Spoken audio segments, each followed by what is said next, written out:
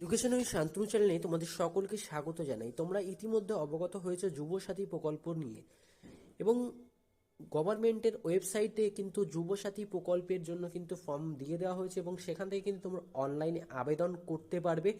ফর্মটি তোমরা ডাউনলোড করে কোথায় কি লিখবে সেটা কিন্তু আজকের ভিডিওতে বলে দেবো। তো ভিডিওটি কিন্তু সম্পূর্ণ দেখে নেবে, একটুও কিন্তু মিস করবে না। এবং পোর্টালের লিঙ্ক কিন্তু আমি নিচে ডিসক্রিপশনে দিয়ে দেবো।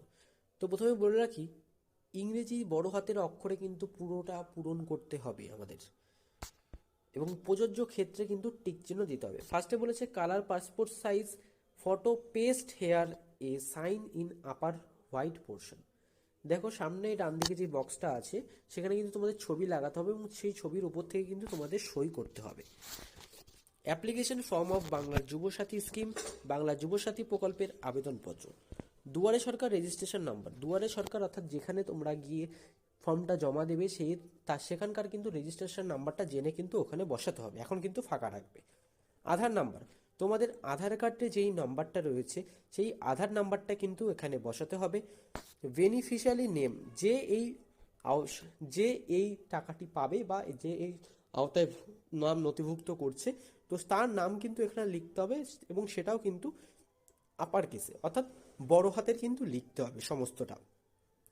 এবং তোমরা তোমাদের টাইটেল লেখার পর আগে কিন্তু একটা স্পেস দেবে, অর্থাৎ তোমাদের নাম যদি মনে করো সাপোজ তোমাদের নাম কারোর হলো সন্দীপ, সন্দীপ সরকার বা সন্দীপ দাস, তাহলে সেখানে তোমরা সন্দীপ লেখার পর মিডিলে একটা স্পেস দেবে, অর্থাৎ ফাঁকা দিয়ে পরের লাইনে কিন্তু লিখবে দাস। তারপরে মোবাইল নাম্বার বলেছে, মোবাইল নম্বর এবং ব্যাংক অ্যাকাউন্ট লিঙ্ক যুক্ত। যেই মোবাইল নাম্বারটি তোমাদের ব্যাংক অ্যাকাউন্টের সঙ্গে লিঙ্ক আছে সেই মোবাইল নাম্বারটি এখানে দেবে। ইমেল আইডি, তোমাদের অবশ্যই সবার এখন ইমেল আইডি আছে, যদি ইমেল আইডি না থাকে তাহলে দেবে না, থাকলে কিন্তু অবশ্যই ইমেল আইডিটা সঠিকভাবে বসাবে। জেন্ডার, তোমরা পুরুষ হলে পুরুষ, মহিলা হলে মহিলা, যেটা মেল ফিমেল যেটা হবে সেটার উপর কিন্তু টিক তুলে দেবে। ডেট, মান্থ, ইয়ার, প্রথমে তারিখ, মাস এবং বছর দিতে হবে, কত তারিখে জন্ম, কত মাস এবং কত বছর। এবং সেটা কিন্তু তোমাদের সাইডে দেখাচ্ছে এজ অ্যাজ অন 1/4/2026 ইন ইয়ার, অর্থাৎ তোমাদের 1/4/2026 এই পর্যন্ত তোমাদের জন্ম তারিখ কত হচ্ছে, 21 22 কত বছর হচ্ছে সেটা কিন্তু লিখতে হবে বছরটা। নিচে আছে ফাদার্স নেম, অর্থাৎ পিতার নাম কিন্তু বড় হাতের লিখতে হবে, এখানে সবার নামে কিন্তু বড় হাতের ফিল করবো আমরা। বড় হাতে লেখার পর সেখানে কিন্তু একটা স্পেস দেবো, যেমন করে সন্দীপ দাসের নাম লিখেছিলাম। এবং তোমাদের দেখো নিচে দেখিয়ে দিই, এখানে দেখতে পাচ্ছ ওয়েস্ট বেঙ্গল বলে লেখা আছে, এই ওয়েস্ট লেখার পর যেমন স্পেস দিয়ে বেঙ্গল লিখেছে, ঠিক তেমন করেই বাবার নামটা লেখা হবে।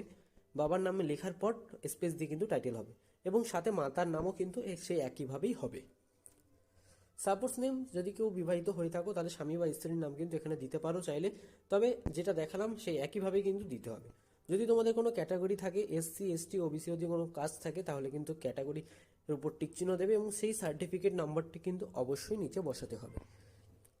ম্যারিটাল স্ট্যাটাস, অর্থাৎ বৈবাহিক অবস্থা, যদি বিবাহিত হয়ে থাকো কেউ তাহলে বিবাহিত দেবে, অবিবাহিত থাকলে অবিবাহিত, এবং বিচ্ছিন্ন থাকলে বিচ্ছিন্ন, যেটা থাকবে সেটাই কিন্তু অবশ্যই দেবে।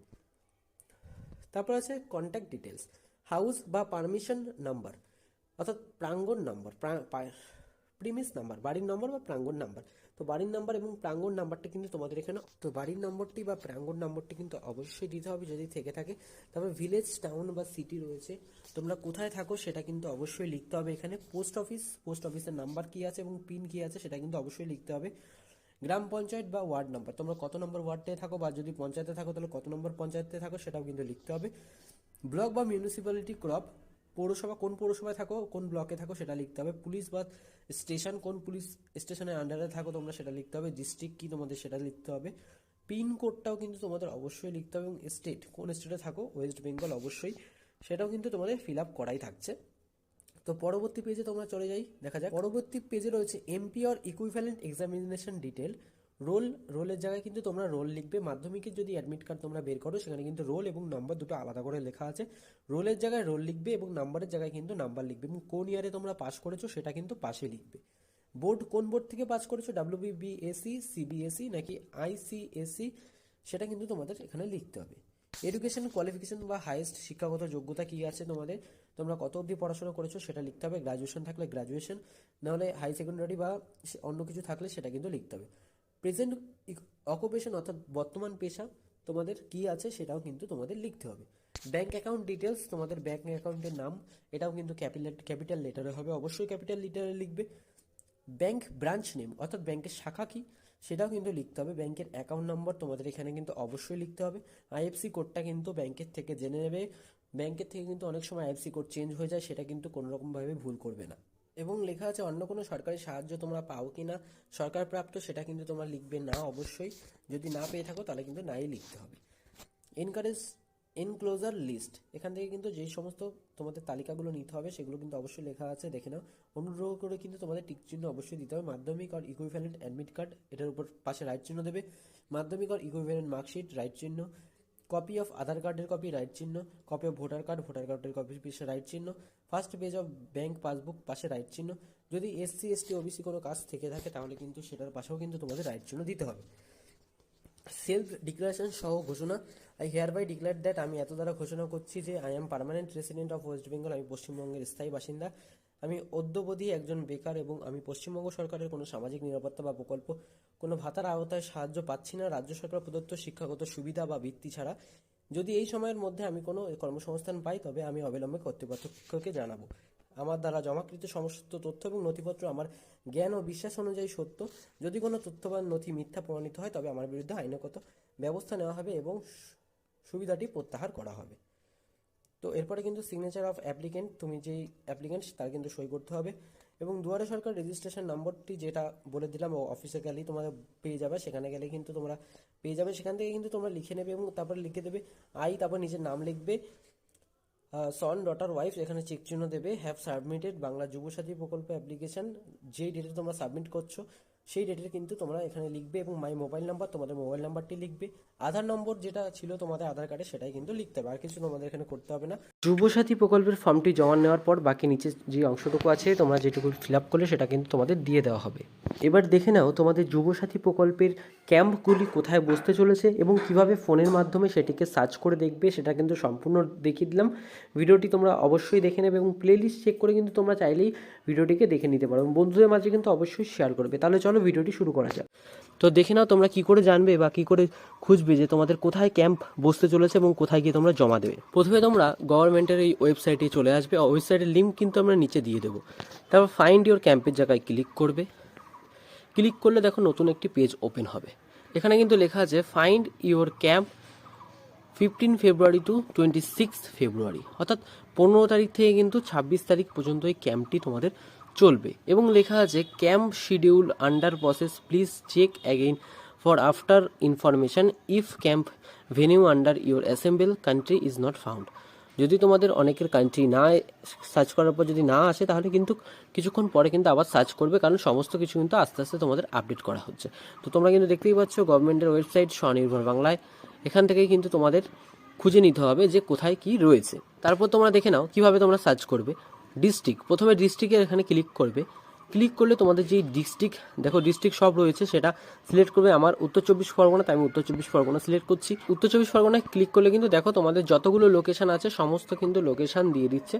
যেমন দেখো তোমাদের হাবড়ার মধ্যে যেগুলি রয়েছে সেগুলো কিন্তু দিয়ে দিচ্ছে, হাবড়া, বারাসাত, দেখো এখানে কিন্তু ব্লকের লিস্টই রয়েছে। যে দেখো তোমরা দেখতে পাচ্ছ সম্পূর্ণ ব্লকের লিস্টে কিন্তু এইভাবে রয়েছে এবং তোমাদের জায়গা কোথায় আছে, যেমন উত্তর 24 পরগনা, উত্তর 24 পরগনা কিন্তু সমস্তটা এখানেই লেখা রয়েছে যে উত্তর 24 পরগনা।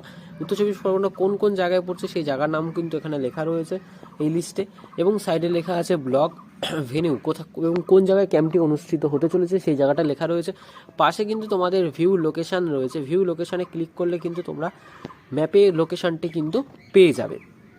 এবার বলে রাখি এত জায়গার মধ্যে তোমরা যে এখানকার বাসিন্দা সেখানকার তুমি লিস্টটি কি করে খুঁজে বার করবে। তো ডিস্ট্রিক্ট সিলেক্ট করার পর তোমরা এখানে যাবে, অলে যাবে, অলে গিয়ে তোমাদের যেই জায়গায় তোমরা বসবাস করো, হাবড়া বা অন্য কোথাও বা বনগাঁ, কলকাতা, যেখানে তোমরা বাস করো যেটার মধ্যে পড়ে সেখানে কিন্তু সার্চ করবে। এখানে দেখো গাইঘাটা, স্বরূপনগর আছে, বাদুড়িয়া আছে, হাবড়া, অশোকনগর, আমডাঙ্গা, বীজপুর সব আছে কিন্তু। তো আমি হাবড়া সিলেক্ট করছি, এখান থেকে আমি হাবড়াটাকে সিলেক্ট করছি। হাবড়া কোথায় গেল, তো হাবড়া সিলেক্ট করলাম। তো হাবড়া সিলেক্ট করার পর দেখো এখানে কিন্তু দেখিয়ে দিচ্ছে যে হাবড়ার কোন কোন জায়গায় ক্যাম্পটি বসতে চলেছে। উত্তর 24 পরগনা আছে, ব্লক হাবড়া আছে, একটা আছে কলতন অডিটোরিয়াম এবং আরেকটা আছে উত্তর 24 Pargana Habra 1 BDO office promises, এখানে কিন্তু তোমরা যদি লোকেশন চাও, লোকেশনের উপর ক্লিক করলে কিন্তু তোমরা লোকেশনটাকে কিন্তু দেখতে পেয়ে যাবে। তো এইভাবে কিন্তু তোমাদের লোকেশনগুলো চলে আসবে। তো তোমরা বুঝতেই পারলে যে কিভাবে তোমাদের লোকেশনটি খুঁজে বার করতে হবে এবং কিভাবে কিন্তু তোমাদের কবে কবে রয়েছে সেটা কিন্তু খুঁজে বার করতে হবে। তোমাদের প্রথমেই বলে রাখি, যেহেতু আজকে 15ই ফেব্রুয়ারি সরকারি ছুটি রয়েছে, সেহেতু কিন্তু আজকে কোথায় ক্যাম্প বসবে বা কখন বসবে সেটা কিন্তু কিছু ডিক্লেয়ার করা হয়নি এখনও। যেহেতু সরকারি ছুটি, তো তোমাদের বলবো তোমরা আজকের দিনটা স্কিপ করে যাও, তোমরা কালকের থেকে কিন্তু ফর্মটিকে জমা করতে পারো। ফর্ম কিভাবে জমা করবে এবং কি কি লিখতে হবে সম্পূর্ণ কিন্তু ভিডিওতে রয়েছে, সেখান থেকে কিন্তু তোমরা ফর্মটি অবশ্যই ডাউনলোড করে নিতে পারো এবং সেখান থেকে কিন্তু তোমরা সম্পূর্ণ ফর্মটি দেখে দেখে ফিল আপ করে নিয়ে জমা দিতে পারো। তো ভিডিওটি তোমাদের কেমন লাগলো তা কিন্তু অবশ্যই জানাবে। চ্যানেল নতুন হয়ে থাকলে কিন্তু অবশ্যই চ্যানেলটিকে সাবস্ক্রাইব করে দেবে যুবসাথী প্রকল্পের সমস্ত আপডেট সবার আগে পেতে।